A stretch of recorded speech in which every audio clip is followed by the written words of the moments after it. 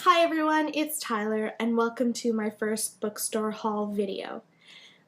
For those who know me, they know that I read mostly on my ebook reader. I have a Kobo Arc, which is a tablet form of reader, and I really love reading books on here, mostly because of the convenience factor. I could go to the bookstore and just directly download a book and I don't have to wait. I also read a lot of books from the library on my e-reader. There is an app called Overdrive and I connect it to my local library and I can download books instantly to my Kobo reader, and as soon as I'm done I can return it, or if I haven't finished reading it, the library just yanks it right away from my ebook reader. So I never really have to worry about overdue fees and things like that. That being said, I still love the touch and feel of real books. So usually a trip to the local bookstore is a big treat and something I look forward to. Whenever my mom and I are bored, we go to the bookstore, and I'd like to share with you what I've got. So the last trip to the bookstore, I got Someday Maybe by Lauren Graham.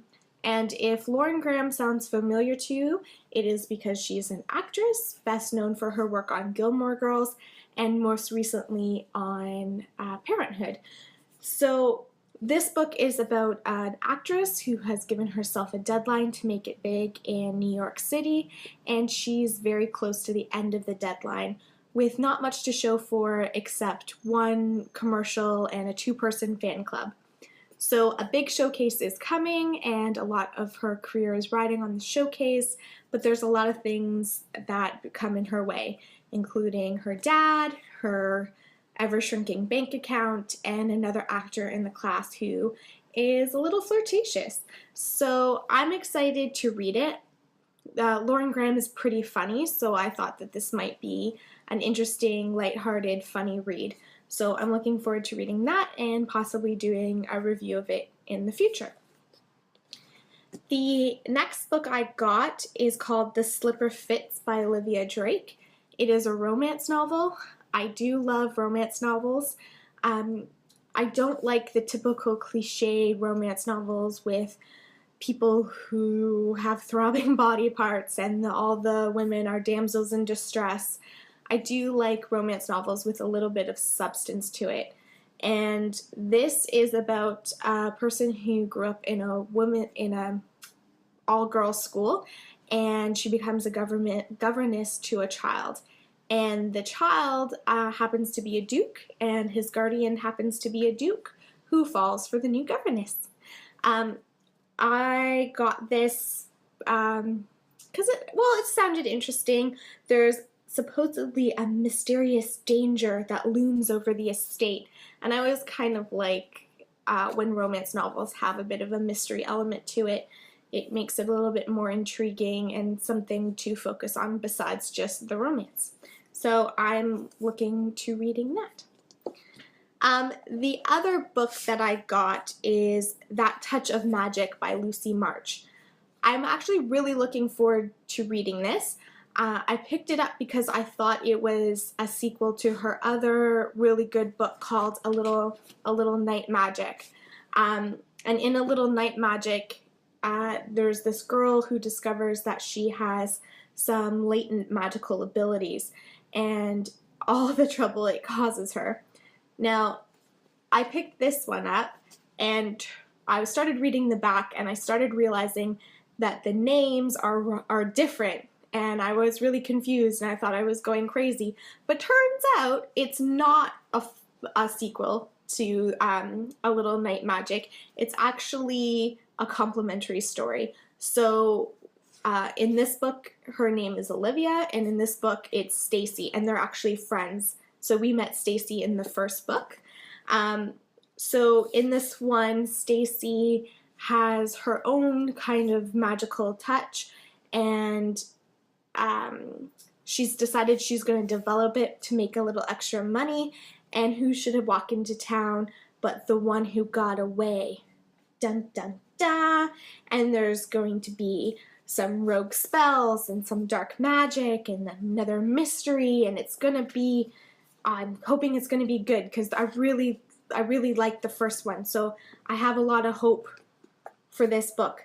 So yeah, there's a little rant, excuse my little rant, but when this came out, so this is a mass market paper book, and this is a trade paper book. And as you can see, trade paper books are longer. They're also more expensive.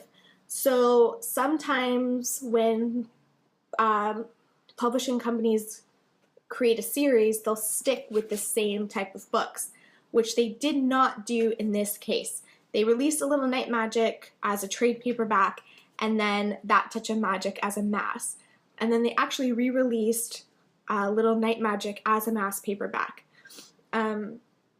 I wish I had known that they would have done that, because I would have saved some money. Another little pet peeve of mine is when publishing companies release the first few books in paperback form and then all of a sudden release their third book or the last few books in the series as hardcover.